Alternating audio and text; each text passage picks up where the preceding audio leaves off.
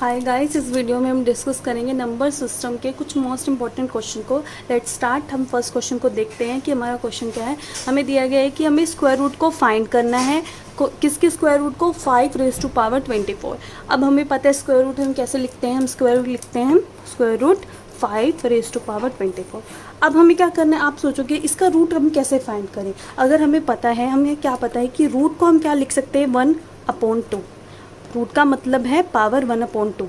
तो मतलब यहाँ पे क्या पावर दी गई है, पहले 5⁻24। तो अब हम क्या कर सकते हैं, अगर एक और पावर आ जाती है तो वो क्या हो जाती है, मल्टीप्लाई हो जाती है। अब वो मल्टीप्लाई हो गई तो ये क्या बन गई, अब 2 के टेबल पे 24 आता है, यस आता है। कितने पे आता है, 12। तो ये क्या आंसर आ गया, 5⁻12। तो आंसर क्या आ गया, 5⁻12। ऐसे ही हम अपने सेकंड क्वेश्चन को देखते हैं और अच्छे से समझ में आएगा। वो एक और टॉपिक है हमारा। उसमें क्या बोला गया है, हमें दिया गया है 1 का स्क्वायर। मतलब अब हमें क्या करना है, अगर हम इसको सिंपल अपने बेसिक तरीके से करते हैं तो हम ऐसे मल्टीप्लाई कर देते हैं। अब हमें इसको एक ट्रिक की हेल्प से करना है तो हम क्या करेंगे, सबसे पहले हमें देखना है कि 1 कितने टाइम्स है। 1 2 3 4 5 टाइम, तो 5 लिख दो नंबर्स। उसके बाद हमें क्या करना है, 5 नंबर लिखने के बाद अब हमारे पास 5 कांस्टेंट है, मतलब 5 ही नंबर आने चाहिए। 5 से पहले जो नंबर आते हैं वो लिख देंगे, जैसे 4 3 2 1।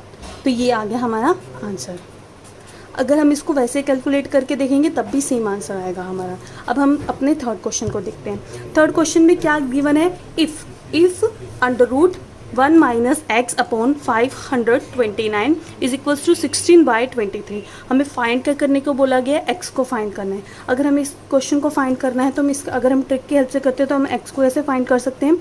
16/23 गिवन है हमें क्या करना है, 23 का स्क्वायर करके उसमें से 16 का स्क्वायर को माइनस कर देना है। 23 का स्क्वायर को माइनस कर देना है 16 के स्क्वायर में से। 23 का स्क्वायर कितना होता है, 529 माइनस 16 का स्क्वायर कितना होता है, 256। तो इसको माइनस करके कितना आ गया, 273। अब हम इसको बेसिक तरीके से भी देखते हैं और अच्छे से समझ में आएगा। बेसिक में क्या करना होता है, हम बेसिक में क्या करते हैं, हम जैसे हमें ये गिवन है क्वेश्चन, हम पहले क्वेश्चन को लिखते हैं। उसके बाद हम क्या करेंगे, सबसे पहले हमें इसको स्क्वायर को हटाना पड़ेगा, स्क्वायर रूट को। स्क्वायर रूट को कैसे हटाएंगे, जब हम स्क्वायर करेंगे बोथ साइड, स्क्वायर करेंगे both side. Okay, square both sides करेंगे। स्क्वायर बोथ साइड करके हम अंडर रूट को कैंसिल कर लेंगे। स्क्वायर से स्क्वायर रूट कैंसिल हो गया।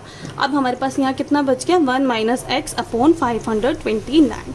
और 16 का स्क्वायर का मतलब क्या है, 16 को 16 से मल्टीप्लाई, 16 को 16 से मल्टीप्लाई करते कितना आता है, 256। 23 को 23 से करते कितना आता है, 529। अब हमारा क्या काम है, जो हमारे नंबर होते हैं न्यूमेरिकल नंबर में से न्यूमेरिकल नंबर कटता है और अलजेब्रिक में से अलजेब्रिक।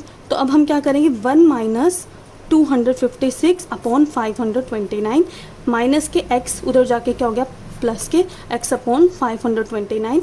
अब हमें क्या करना है, इनका एलसीएम लेना है और सॉल्व करना है। एलसीएम में कितना आ गया, 529। 1 के लेवल पे 529 कितने पे आता है, 1 पे, तो 529। और 529 के टेबल पे 529 कितने पे आता है, 1 पे, तो 1 से मल्टीप्लाई करेंगे। 256 किसके इक्वल आ रहा है, x/529। तो अब क्या करना है, 529 में से अगर हम 256 माइनस करते हैं तो कितना आता है, 273/529 इज इक्वल्स टू x/529।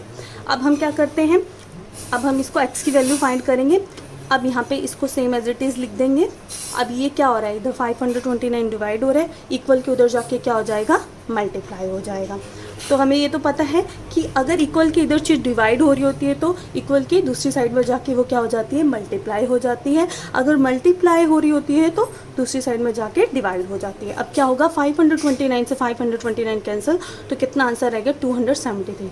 तो ऐसे ही हमारा क्वेश्चन यही आंसर आया था हमारा, सेम एज इट इज़। तो with the help of trick भी यही आंसर आएगा और बेसिक मेथड से भी ये आंसर आएगा, लेकिन बेसिक मेथड बहुत लॉन्ग पड़ जाएगा। अब हम अपने लास्ट क्वेश्चन को देखते हैं और अच्छे से समझ में आएगा।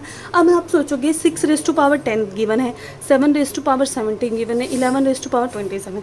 अब हम इसको इतने टाइम कैसे मल्टीप्लाई करें, लेकिन हमारे पास क्वेश्चन क्या है, हमें बोला गया है हमें फाइंड करना है prime factor of this number. हमें इनके प्राइम फैक्टर फाइंड करने हैं, हमें इसको एवेल्यूट नहीं करना। अब हमें क्या दिया गया, 6⁻10। प्राइम फैक्टर कैसे होते हैं, प्राइम फैक्टर होते हैं जैसे 6 पावर 10 है, 7 की पावर 17 है, 11 की पावर 27 है।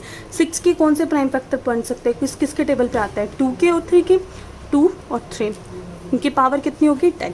अब 7 किसके पे आता है, 7 तो खुद के टेबल पे आता है 1 के, और 7 क्या है हमारा प्राइम नंबर है, तो इसीलिए इसको सेम एज इट इज़ लिख देंगे 7 रेज़ टू पावर 17।